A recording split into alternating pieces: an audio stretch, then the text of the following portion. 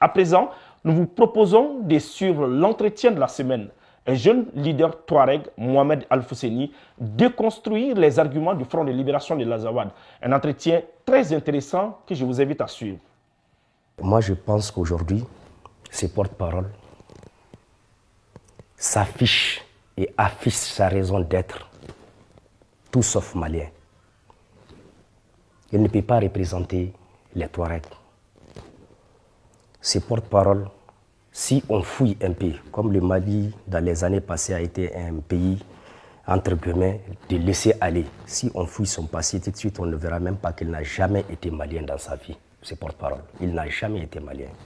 Et pour la petite histoire, pas lui seulement, si vous regardez toute la composition du Front de libération de l'Azawad, personnalité par personnalité, ils n'ont jamais un instant eu le souci du Mali et même le Nord en question parce qu'ils n'ont jamais eu le souci de la population qui se trouve plus forte, dire qu'aujourd'hui ils représentent les Touaregs. Il faut avoir le souci d'une personne pour dire que tu la représentes.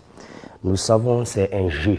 Et aujourd'hui, ceux qui prétendent à un moment donné dans ce lycée aller avoir la nationalité malienne, qui sont retrouvés à l'extérieur, se permettent à travers des pays étrangers ou bien des sponsors qualifier notre crise de tous les maux. C'est une crise qui nous a été imposée. Nous savons que c'est des gens instrumentalisés. Je dis bien, vous pouvez à partir d'aujourd'hui commencer à fouiller tous les leaders, fouiller leur passé. Il y a d'autres qui sont nés au Mali, mais dans une naissance où tu as 40 ans, tu as fait les 35 ans ou bien les 30 ans à l'extérieur au service d'autres nations, tu ne pourrais jamais avoir l'amour de ta patrie. Voici un peu donc qu'il ne représente pas la représentativité du monde touareg. Aujourd'hui, est en train de travailler à pied d'œuvre sur tous les plans aux côtés de l'État malien, aux côtés des populations, assister les souffrances des populations et parler le langage de celui qu'il faut aujourd'hui pour faire comprendre l'opinion nationale et internationale que vraiment il n'y a pas un problème de Touareg au Mali. Aucun Touareg n'est persécuté au Mali.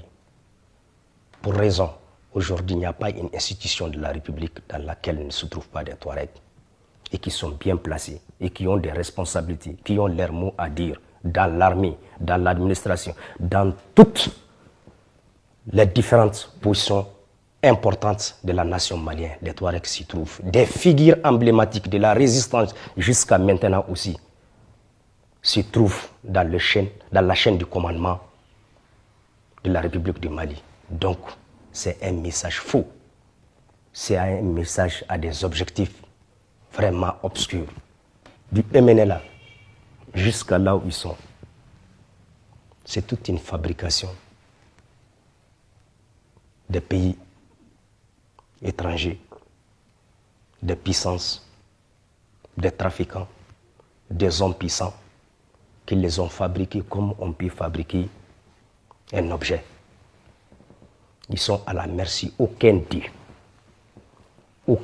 ne jouit de sa propre décision à lui. Ah bon? Aucun d'eux ne jouit de sa propre. Aucun d'eux ne jouit. Ils sont tous sans exception téléguidés comme une télé. Leur commande se trouve ailleurs. Le Mali n'en veut à personne.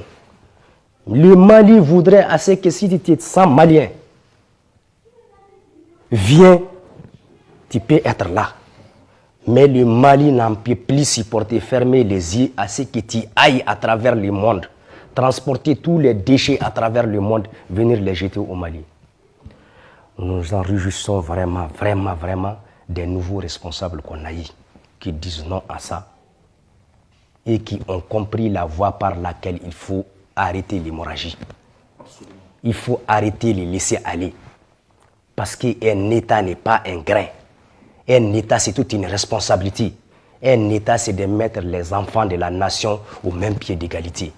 C'est pour ça que vous voyez, ils ont géré tout. Ils ont géré tout ce qui leur vient en tête. Ce qui s'est passé récemment, je vous dis que c'est quelque chose qui s'est resté gravé dans la mémoire.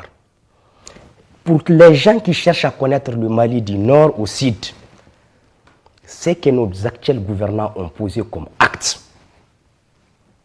pour essayer, et je suis sûr que c'est la voie du redressement, c'est la voie qui va mettre les pendules à l'air, c'est la voie qui va faire à ce que les choses